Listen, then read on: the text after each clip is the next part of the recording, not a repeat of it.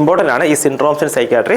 പ്രത്യേകിച്ച് നമ്മുടെ ഈ ഒരു പുതുക്കിയ എക്സാം പാറ്റേൺ അനുസരിച്ച് സിൻഡ്രോംസിൽ നിന്ന് ക്വസ്റ്റ്യൻസ് ഒക്കെ വന്ന് കാണാറുണ്ട്. ഈ കാര്യങ്ങളൊക്കെ ചോദിച്ചിട്ടുണ്ട്. നമ്മൾ ഫസ്റ്റ് കണ്ട സംഗതികൾ എല്ലാം ചോദിച്ചിട്ടുണ്ട്. പക്ഷേ ഇത് ചോദിച്ചിട്ടില്ല, ചോദിക്കാൻ സാധ്യതയുള്ള ഏരിയ ആണ്. 14 ദിവസം എന്താണ് കുറച്ച് വിയർപ്പൊഴിക്കേണ്ടി വരും, കുറച്ച് നന്നായിട്ട് ശ്രദ്ധിക്കേണ്ടി വരും, നന്നായിട്ട് പഠിക്കേണ്ടി വരും. Hi all, welcome back to Edus academy. നമ്മൾ ആക്ച്വലി നമ്മുടെ ഈ സീരീസ് ഇങ്ങനെ നടന്നു വരികയായിരുന്നു. അതായത് നമ്മുടെ എക്സാമിന് ഇനി എത്ര ദിവസമാണ് വരിക? ഇനി ഏകദേശം നമുക്ക് 19 ദിവസമാണ് അല്ലേ? 18 ദിവസമാണ് ഇഫക്റ്റീവായിട്ട് നമ്മുടെ എക്സാമിൻ്റെ പ്രിപ്പറേഷന് വേണ്ടി വരിക. സോ എക്സാം അടുത്ത് വരുംതോറും കുറച്ച് ഇമ്പോർട്ടൻ്റ് ആയിട്ടുള്ള ടോപ്പിക്സ് നമ്മൾ ഡിസ്കസ് ചെയ്ത് വരിക പതിവാണ് അല്ലേ? സോ ആക്ച്വലി ഇതിൻ്റെ ഒരു ഫസ്റ്റ് പാർട്ട് നമ്മൾ ഓൾറെഡി ഡിസ്കസ് ചെയ്തതാണ് അല്ലേ? അതായത് സിൻഡ്രോംസ് ഇൻ സൈക്യാട്രി എന്ന് പറഞ്ഞിട്ട് ഒരു പാർട്ട് നമ്മൾ ഡിസ്കസ് ചെയ്തു.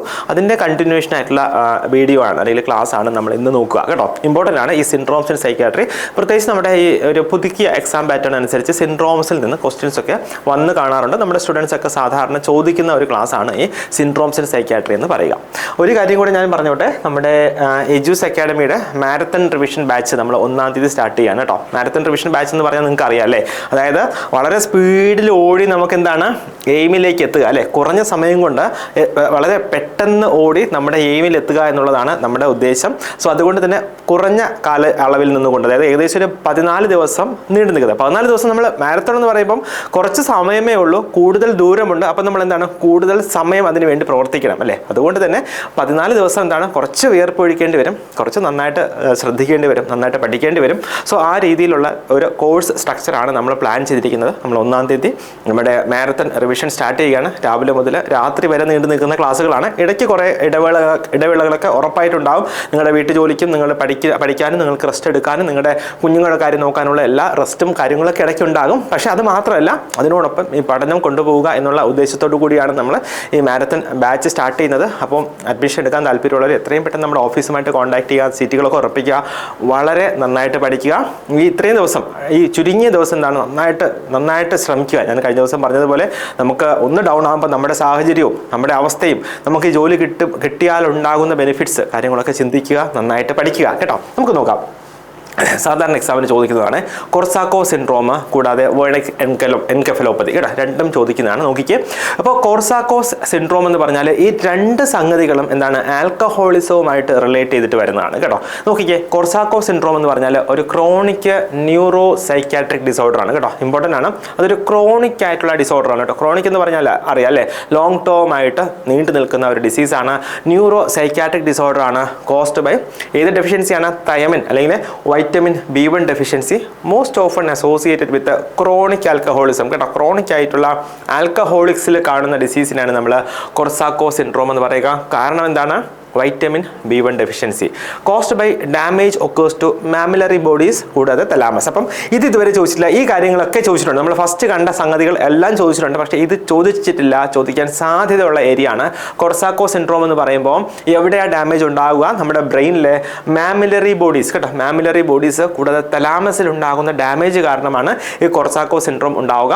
Manifested as amnesia and confabulation കേട്ടോ. ഈ കൊർസാക്കോ സിൻഡ്രോം ഉണ്ടാകുന്ന പേഷ്യൻസിനെ നമുക്ക് എങ്ങനെ തിരിച്ചറിയാം? അവർക്ക് അംനീസിയ ഉണ്ടാകും, അതായത് അവർ പെട്ടെന്ന് കാര്യങ്ങൾ മറന്നുപോകും. കൂടാതെ കൺഫാബുലേഷൻ, എന്താണ് കൺഫാബുലേഷൻ എന്ന് പറയുക? കൺഫാബുലേഷൻ എന്ന് പറഞ്ഞാൽ filling the gap in memory with false thing അല്ലേ? അതായത് അവർക്ക് മെമ്മറി ഗ്യാപ്സ് ഉണ്ടാവും. അതിനവരെന്ത് ചെയ്യും? എന്തെങ്കിലും അവരറിയാതെ തന്നെ എന്തെങ്കിലുമൊക്കെ സാധനങ്ങൾ അതിനകത്തിട്ട് അതിനങ്ങ് ഫില്ല് ചെയ്യും. ആ മെമ്മറി ഗ്യാപ്പിനെ ഫില്ല് ചെയ്തിട്ട് പറയും. അതിനാണ് നമ്മൾ കൺഫാബുലേഷൻ എന്ന് പറയുക. നെക്സ്റ്റ് നോക്കിക്കുക, വെർണിക്സ് എൻകെഫലോപ്പതി. എന്താണ് വെർണിക്സ് എൻകെഫലോപ്പതി എന്ന് പറയുക? ഈ വേർണിക്ക എന്ന് പറയുമ്പോൾ നമ്മൾ എപ്പോഴും ഓർക്കേണ്ടത് അതൊരു അക്യൂട്ട് കണ്ടീഷനാണ്. അതൊരു റിവേഴ്സിബിൾ ആയിട്ടുള്ള ന്യൂറോ സൈക്യാട്രിക് എമർജൻസിയാണ്. കോസ്ഡ് ബൈ അഗെയിൻ തൈമിൻ അല്ലെങ്കിൽ vitamin B1 ഡെഫിഷ്യൻസി കാരണം ഉണ്ടാകുന്നതാണ്. ഇത് അക്യൂട്ടാണ്, അതുകൊണ്ട് തന്നെ റിവേഴ്സിബിൾ ആണ്. നമുക്ക് എന്ത് കൊടുത്താലും റിവേഴ്സ് ചെയ്യാം. vitamin B1 ഡെഫിഷ്യൻസി ആണല്ലേ, അപ്പം IV vitamin B1 തന്നെ കൊടുത്താൽ മതി, ഇത് റിവേഴ്സിബിൾ ആയിക്കോളും. മാനിഫെസ്റ്റഡ് ബൈ എന്താണ്? 3 മാനിഫെസ്റ്റേഷൻസ് ആണ് മെയിൻ ആയിട്ട് വരിക. കോയെ എന്ന് പഠിച്ചാൽ മതി. കോയെ എന്താണ്? കോയെ അറ്റാക്സിയ, ഒഫ്താൽമോപ്ലിജിയ, കൺഫ്യൂഷൻ. അറ്റാക്സിയ പറഞ്ഞോളൂ. Ataxia, ophthalmoplegia, confusion. ഇതിലാണ് വെർണിക്സ് എൻകെഫലോപ്പതി. എന്താണ് ഒതെല്ലോ സിൻഡ്രോം എന്ന് പറയുക? കേട്ടിട്ടുണ്ടോ? എന്താണ് ഒതെല്ലോ സിൻഡ്രോം എന്ന് പറയുക? Delusional disorder characterised by pathological jealousy ഉണ്ടാകുന്ന ഡിസീസാണ്. ഒരു ഡെലൂഷണൽ ഡിസോർഡർ ആണ്. ഡെലൂഷൻ എന്ന് പറഞ്ഞാൽ അറിയാമല്ലോ എന്താണ്? നമ്മൾ ഒരു ഫോൾസ് അൺഷേക്കബിൾ ബിലീഫ് ആണല്ലേ. ആര് പറഞ്ഞാലും നമ്മൾ നമ്മുടെ ചിന്ത, നമ്മുടെ ബിലീഫ്, നമ്മുടെ വിശ്വാസം നമ്മൾ മാറ്റുന്നില്ല, പക്ഷെ അത് തെറ്റായ ഒരു വിശ്വാസമായിരിക്കും. So persistent belief that the partner is unfaithful, നമ്മുടെ പാർട്ട്ണർ നമ്മളോടൊപ്പം വിശ്വസ്തത പുലർത്തുന്നില്ല എന്നുള്ള ഒരു ഡെലൂഷണൽ ബിലീഫാണ് ഈ ഒതെല്ലോ സിൻഡ്രോമിൽ നമുക്ക് കാണാനായിട്ട് കഴിയുന്നത്. നോക്കിക്കേ, നാലാമത്തേത് സ്റ്റെൻഡാൽ സിൻഡ്രോം. കേട്ടിട്ടുണ്ടോ? എന്താണ് സ്റ്റെൻഡാൽ സിൻഡ്രോം എന്ന് പറയുക? ഒരു സൈക്കോ സൊമാറ്റിക് കണ്ടീഷനാണ്. സൈക്കോ എന്ന് പറഞ്ഞാൽ അറിയാം, നമ്മുടെ മനസ്സിനെ ബാധിക്കുന്ന കണ്ടീഷനാണ്.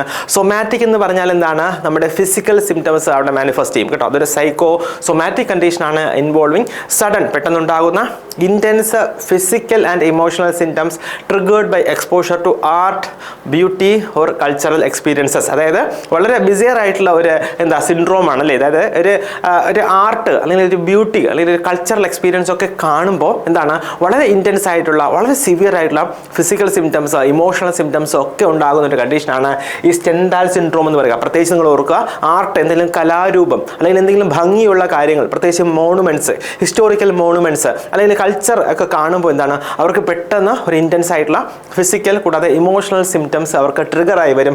അതിനെയാണ് നമ്മൾ സ്റ്റെൻഡാൽ സിൻഡ്രോം എന്ന് പറയുക. എക്സാമിന് ചോദിക്കാൻ പറ്റിയ ക്വസ്റ്റ്യൻ ആണ് കേട്ടോ. നെക്സ്റ്റ് നോക്കിയേ, ആലീസ് ഇൻ വണ്ടർലാൻഡ് സിൻഡ്രോം. എന്താണ് ആലീസ് ഇൻ വണ്ടർലാൻഡ്? കഥ എല്ലാവർക്കും അറിയാം അല്ലേ. So neurological disorder characterised by distorted perception of body image and environment. അതായത് നമ്മുടെ ബോഡി ഇമേജ് ഒക്കെ ഒരു വ്യത്യാസം ഉണ്ടാവില്ല, ഒരു മാറ്റവും ഉണ്ടാവില്ല, പക്ഷേ അവർക്ക് ഫീൽ ചെയ്യുന്നത് എങ്ങനെയാണ്? അവരുടെ ബോഡി ഇമേജ് ഡിസ്റ്റർബ്ഡ് ആയിരിക്കുന്നു അല്ലെങ്കിൽ ഡിസ്റ്റോർട്ട് ആയിരിക്കുന്നു എന്നുള്ളതാണ് ഈ ആലീസ് ഇൻ വണ്ടർലാൻഡ് സിൻഡ്രോമിൽ കാണപ്പെടുക. അപ്പോൾ എന്തൊക്കെ ഫീച്ചേഴ്സ് ആണ് അവിടെ കാണപ്പെടുക? നോക്കിക്കേ, ഒന്ന് മൈക്രോപ്സിയ. മൈക്രോ എന്ന് പറഞ്ഞാൽ സ്മോൾ ആണല്ലേ. So objects appear smaller than they are. അതായത് ഞാനിപ്പോൾ ഇങ്ങനെ ഇരിക്കുവാണെങ്കിൽ എന്നെ ഇതുപോലെ കാണും, ചെറുതായിട്ട് കാണും. അതിനാണ് നമ്മൾ മൈക്രോപ്സിയ എന്ന് പറയാം. മാക്രോപ്സിയ എന്ന് പറഞ്ഞാൽ എന്താണ്? Objects appear larger than they are. അതായത് എൻ്റെ ഒരു കണ്ണാടി ഇത്രയേ ഉള്ളൂ എങ്കിൽ കണ്ണാടി ഈ അസുഖം ആലീസ് ഇൻ വണ്ടർലാൻഡിലുള്ള ഡിസീസ് ഉള്ളവർക്ക് അല്ലെങ്കിൽ സിൻഡ്രോം ഉള്ളവർക്ക് ഇത്രയും വലിയ കണ്ണാടിയായിട്ട് തോന്നും. നെക്സ്റ്റ് നോക്കിയേ, മെറ്റാമോർഫോസിയ. എന്താണ് മെറ്റാമോർഫോപ്സിയ എന്ന് പറയുക? ഡിസ്റ്റോർട്ടഡ് ഷേപ്സ് ഓഫ് ഒബ്ജെക്ട്സിന്റെ ഷേപ്പ് ഒക്കെ മാറിയിട്ടൊക്കെ ഇവർക്ക് തോന്നും. Next, altered sense of time may seem to speed up or slow down. അതായത് സമയം പെട്ടെന്ന് പോകുന്നത് പോലെ അല്ലെങ്കിൽ സമയം പോകാത്തത് പോലെയൊക്കെ തോന്നും. അതായത് സെൻസ് ഓഫ് ടൈമിന് ഓൾട്ടറേഷൻ ഉണ്ടാകുന്നുണ്ട്. Next, body image disturbance. അതായത് feeling that body parts are disproportionate or changing size. Body parts ഒക്കെ സൈസ് ചേഞ്ച് ചെയ്ത് വരുന്നു അല്ലെങ്കിൽ അതിൻ്റെ ഡിസ്പ്രപ്പോർഷനേറ്റ് ആയിട്ടുള്ള സൈസാണ് ഉള്ളത് എന്നുള്ള തോന്നലൊക്കെ ഉണ്ടാകുന്നുണ്ട്. എവിടെയാണ്? ഈ ആലീസ് ഇൻ വണ്ടർലാൻഡ് സിൻഡ്രോം. അതിനാണ് നമ്മൾ ബോഡി ഇമേജ് ഡിസ്റ്റോർഷൻ എന്ന് പറയുക. സോ വളരെ ഇമ്പോർട്ടൻ്റ് ആയിട്ടുള്ള സൈക്യാട്രിയിൽ നിന്ന് ചോദിക്കാൻ സാധ്യതയുള്ള ഒരു 5 സിൻഡ്രോംസ് ആണ് നമ്മൾ ഇന്ന് ഡിസ്കസ് ചെയ്തത്. നേരത്തെ പറഞ്ഞതുപോലെ നിങ്ങൾക്ക് ഏതെങ്കിലും ടോപ്പിക്സിൽ ഇതുപോലെ ഹെൽപ്പ് വേണം എന്നുണ്ടെങ്കിൽ ഉറപ്പായിട്ട് നിങ്ങൾ വീഡിയോയുടെ താഴെ കമൻറ്റ് ചെയ്യുക. നമ്മൾ പരിഗണിക്കുന്നതായിരിക്കും, വീഡിയോ ചെയ്യുന്നതായിരിക്കും. ഇനി വളരെ ചുരുങ്ങിയ സമയമുള്ളൂ. വളരെ നന്നായിട്ട് പഠിക്കുക. എല്ലാവർക്കും വിജയാശംസകൾ.